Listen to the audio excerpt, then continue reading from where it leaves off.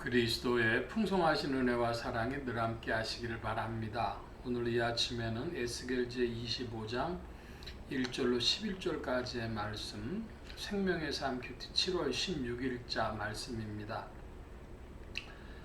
여러 번 말씀드리는데 어제까지 시편을 보다가 갑자기 또 에스겔 25장으로 건너뛰어서 조금 당황스러운 면이 있습니다. 왜 이렇게 편집을 하시는지 잘 모르겠지만은, 그러나 또 이렇게 정해져 있으니까 우리가 생명의 삶 큐티를 따라서 매일 아침 큐티 하고 있으니까 이대로 또 에스겔 25장 말씀을 봅니다. 에스겔 25장 1절입니다. 여호와의 말씀이 또 내게 임하여 이르시되, 인자야, 내 얼굴을 암몬 족속에게 돌리고 그들에게 예언하라. 너는 암몬 족속에게 이르기를, 너희는 주 여호와의 말씀을 들을지어다. 주 여호와께서 이같이 말씀하셨느니라. 내 성소가 더럽힘을 받을 때에 네가 그것에 관하여 이스라엘 땅이 황폐할 때에 네가 그것에 관하여 유다 족속이 사로잡힐 때에 네가 그들에게 대하여 이르기를, 아하 좋다 하였도다. 그러므로 내가 너를 동방 사람에게 기업으로 넘겨주리니 그들이 네 가운데 진을 치며 네 가운데 그 거처를 베풀며 네 열매를 먹으며 네 젖을 마실지라. 내가 랍바를 낙타의 우리로 만들며 암몬 족속의 땅을 양떼가 눕는 곳으로 삼은즉 내가 주 여호와인 줄 너희가 알리라. 5절까지 말씀해 보면 암몬 족속에 대한 말씀이 나오는데, 암몬 족속의 죄 때문에 찾아오는 하나님의 징책에 대해서, 징벌에 대해서 기록이 되어져 있습니다. 이스라엘 성소가 더럽힘을 받고 이스라엘 땅이 황폐해지고 유다 족속이 잡힐 때에 암몬 족속들이 뭐라 그랬냐 하면 아하 좋다 그랬습니다. 3절에. 그러니까 그 아주 자신들한테 좋은 일이라는 것이죠. 하나님의 백성이 고통당할 때에 이걸 보고 좋다 한 암몬 족속에 대해서 동방 사람들에게 넘겨주시겠다고 하나님 말씀하셨습니다. 내가 너를 동방 사람에게 기업으로 넘겨주리니, 여기에 동방 사람은 누구냐 하면 바벨론을 말합니다. 바벨론 제국이 이제 그 지중해 쪽의 땅들을 점령해 나갈 때에 이 암몬 족속 땅은 직접 점령했다기보다는 그 주변에 다른 소수 민족들, 그 족속들을 이용해 가지고 점령한 것으로 봅니다. 그러나 어쨌든 바벨론이 이들을 이제 압제하게 된 것이죠.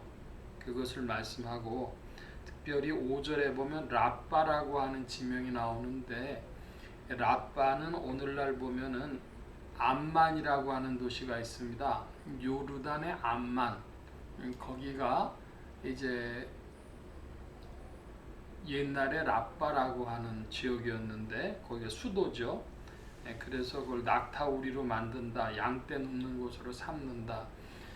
그 근동 지역의 중동의 유목민들은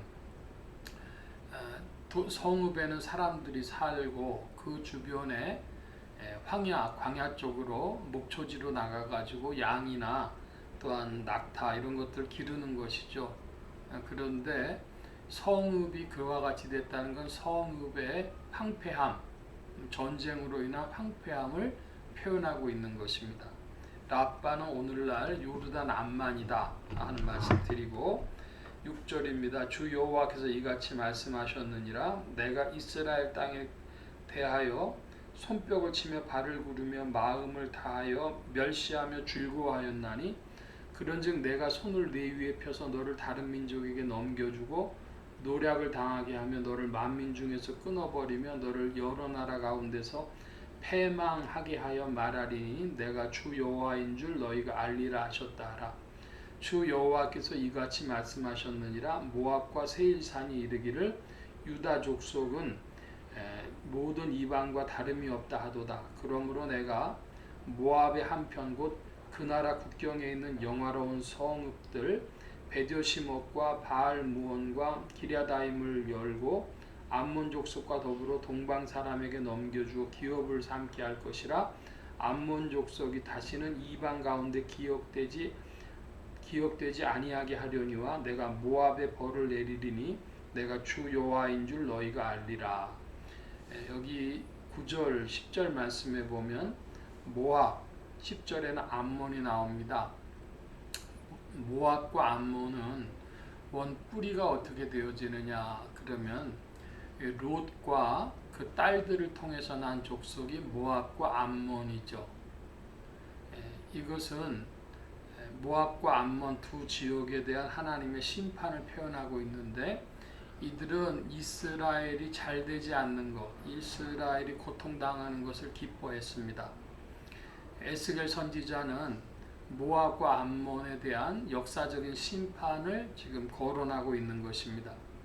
그런데 더 나아가 보면 모압과 암몬의 뿌리가 무엇이었는가 그러면 롯과 그 딸들의 그 세속성으로 말미암아, 세속주의적인 행태로 말미암아 남겨진 자손들이 모압과 암몬이죠. 이것은 조금 영적인 의미로 해석을 한다고 하면 그 아브라함은 롯에게 이야기를 했습니다. 네가 먼저 선택을 해라 해서 아브라함과 롯이 갈라지는데, 롯이 선택한 곳은 아주 좋은 땅을, 안목의 좋은 땅을 택해서 갔습니다. 그래서 소돔과 고모라 쪽으로 발걸음을 옮겼는데, 바로 이것이 롯이 가지고 있는 그런 육체성, 세속성 이런 걸 말한 것이고, 그 아비를 통해서 딸들이 아비를 술 마시게 해서 자식을 얻어서 자손을 이었다고 하는 것은 아주 세속적인 방식인 것이죠. 그러니까 롯이나 혹은 모압과 암몬이 이야기를 하는 것은 하나님의 언약에 근거하지 않은, 신령한 것을 바라보지 않은 세속주의적인 모습을 이야기합니다.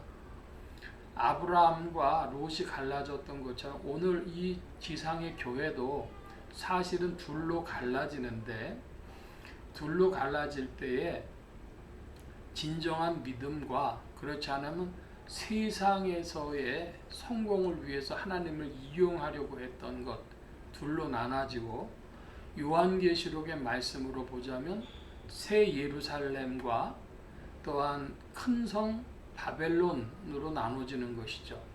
지상교회를 볼 수 있는 눈이 열리기를 축원합니다. 지상교회, 특별히 우리 바꿔서 한국교회 이렇게 이야기를 하는데, 한국교회가 전체로 하나님의 은혜 받을 대상이냐? 그렇지 않습니다. 동시에 한국교회가 전부 큰 성 바벨론이냐? 그렇지 않습니다. 한국교회 전부가 큰 성 바벨론이라면 하나님께서 하시는 일이, 지상교회를 통하여 하시는 일이 없어지는 것이죠. 그러니까 이 양면성을 깊이 기억을 하고, 신자 개인으로는 나는 어떤 신자인지, 우리는 어떤 신앙생활을 하고 있는지를 질문해야 할 것입니다. 에스겔은 모압과 암몬에 대한 역사적 심판을 전했지만은 이것은 더 나아가 보면 신령한 뜻을 가지고 있다 하는 말씀입니다. 오늘 말씀 여기까지 봅니다. 기도합니다. 만복의 근원 되신 주님, 함께하여 주셔서 그리스도 예수 안에서 오늘도 우리가 이 세상을 넘어 저 높은 곳을 향하여 믿음을 가지고 나아가는 발걸음들 되게 하심에 성령께서 우리를 지도하시고 인도하실 줄 믿습니다.